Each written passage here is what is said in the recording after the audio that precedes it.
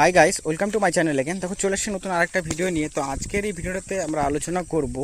তো তোমরা জানো যে গতকাল কিন্তু প্রধানমন্ত্রী পদে শপথ নিয়েছে মোদি তৃতীয়বারের জন্য। তো তারপর থেকে কিন্তু অঙ্গনওয়াড়ি কর্মীদের একটা বিশেষ করে যে বিষয়টা উঠে আসছে সেটা হচ্ছে অনারিয়াম বৃদ্ধি নিয়ে। ঠিক আছে, আমি এর আগেও জানিয়েছিলাম সরকার গঠন করার আগেই যে কোনো পলিটিক্যাল পার্টি পাওয়ারে আসুক না কেন, এটা কিন্তু অঙ্গনওয়াড়ি কর্মীদের একটা এই বছর এইবার কিন্তু একটা বড়সড় একটা পরিবর্তন আসতে চলেছে। ঠিক আছে, সেখানে ইন্ডিয়া গঠবন্ধন হোক বা এনডিএ সরকার হোক, কারণ হচ্ছে কি এখানে কিন্তু কোনো পলিটিক্যাল পার্টি মেজরিটি পায়নি, তোমরা সেই বিষয়টা সকলেই জানো।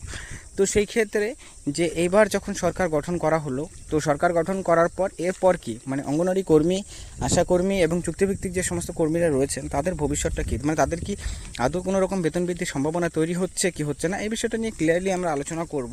কারণ এখনের যে পরিস্থিতিটা সেটা কিন্তু টোটালি ডিফারেন্ট। তো যার জন্য কি এটা অবশ্যই তোমাদেরকে ডিটেলসে জানতে হবে এবং সামনে যে বাজেটটি রয়েছে সেই বাজেটটা সম্বন্ধেও তোমাদের জানাবো, যেখানে তোমাদের বেনিফিটটা কী কী রয়েছে।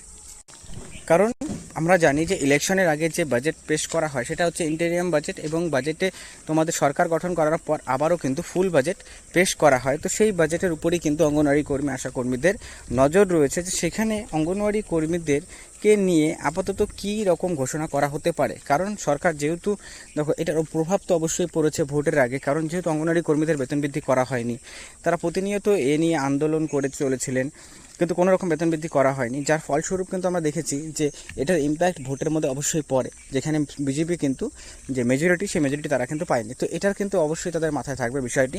তো সেই ক্ষেত্রে এই বাজেটে কী কী হতে চলেছে, কর্মীদের আদৌ বেতন বৃদ্ধি হবে কি হবে না, ডিটেলসে আলোচনা করব। তাই ভিডিওটি শেষ পর্যন্ত দেখবে এবং দেখার পর নিজস্ব মতামত অবশ্যই জানাবে। আর যদি তোমাদের ভিডিওটি ভালো লাগে লাইক করবে, চ্যানেল নতুন থাকলে চ্যানেলটিকে সাবস্ক্রাইব অবশ্যই করবে এরকম ভিডিওগুলো সর্বপ্রথম পাওয়ার জন্য। তো চলো সময় না করে মেন বিষয়টা ভিডিওতে ডিটেলসে আলোচনা করা যাক। সো দেখো, বাজেটটা পেশ করা হবে এবং সেই বাজেটের মধ্যে অঙ্গনওয়াড়ি কর্মীদের নিয়ে অবশ্যই বেতন বৃদ্ধির সম্ভাবনা অবশ্যই রয়েছে। সেখানে কত টাকা বেতন বৃদ্ধি করানো হতে পারে, কারণ লাস্ট 2018-তে বেতন বৃদ্ধি করানো হয়েছিল এবং তারপর থেকে এই প্রেজেন্ট যে সরকার রয়েছে সেই সরকার কিন্তু কোনোরকমভাবেই বেতন বৃদ্ধি কিন্তু অঙ্গনওয়াড়ি কর্মীদের অন্ততপক্ষে করেনি। ঠিক আছে, কিন্তু আমরা ফলস্বরূপ দেখেছি যে প্রত্যেকবার অঙ্গনওয়াড়ি কর্মীদের নতুন নতুন করে কাজ যুক্ত করা হয়েছে